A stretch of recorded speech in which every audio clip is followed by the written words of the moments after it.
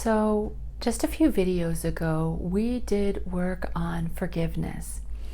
But here, in this particular section, I want to talk to you about anger and specifically repressed anger. So, anger is a normal emotion. It's just like anything else. There's nothing wrong with anger. It's not a bad emotion. It's simply an emotion. It's a feeling that we get sometimes. Now, underneath every kind of manifestation of anger, there's really hurt. But sometimes our aggression comes through and we're simply angry. It shows up as anger. But if you dig deeply underneath that, and if you take the time to actually question yourself, well, why am I so angry about this?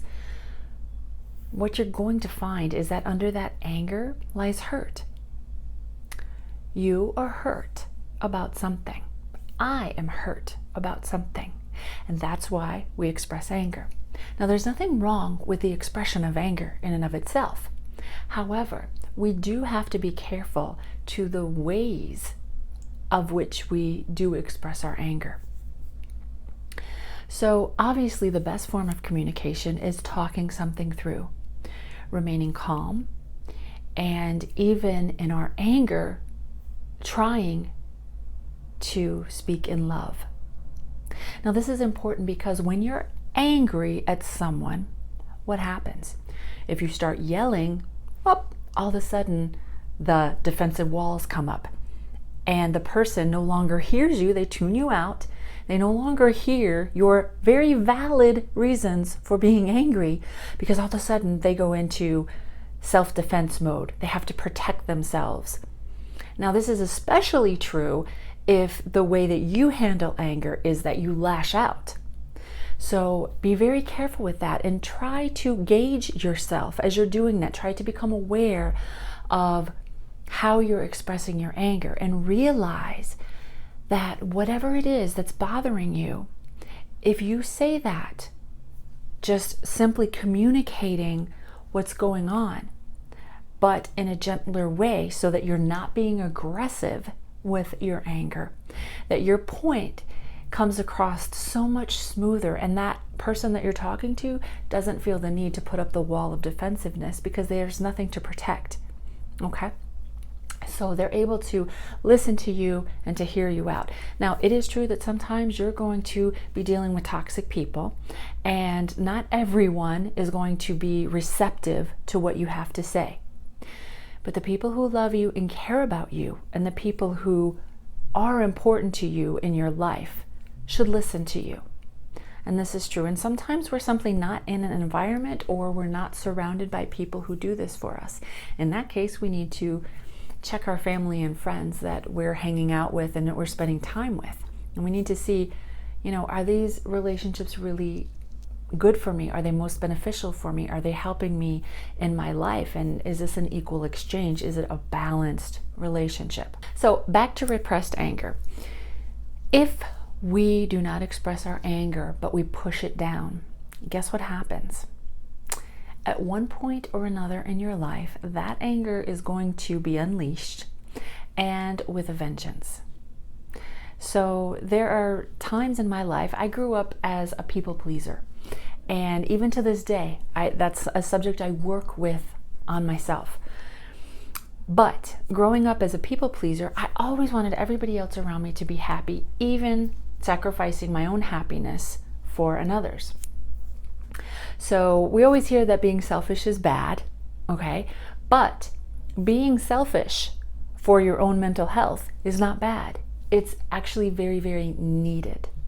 So just a little point, remember that. If it comes to your mental health, be selfish, because you have to protect your own mind. You have to protect, obviously, yourself, and you need to have healthy relationships and non-toxic relationships, but healthy ones with healthy people, and there should be an even exchange of energy in any relationship, not just all one-sided.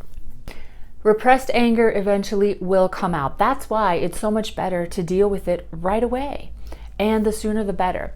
I also used to have a bad habit of growing quiet. I would just be silent. Why would I do that? Because I was a people pleaser and I didn't want to offend that person. Even though in my mind I was upset about a certain subject, I would just be quiet about it. So that is not, first of all, it's not communication, and certainly not an effective way of communicating what's going on. So transparency and being authentic means that we're expressing ourselves, and we can learn to express ourselves in a way that is conducive to conversation about whatever's going on. So you, just as much as the other person, have the right to feel whatever it is that you're feeling. Validate yourself in that and know that it's okay.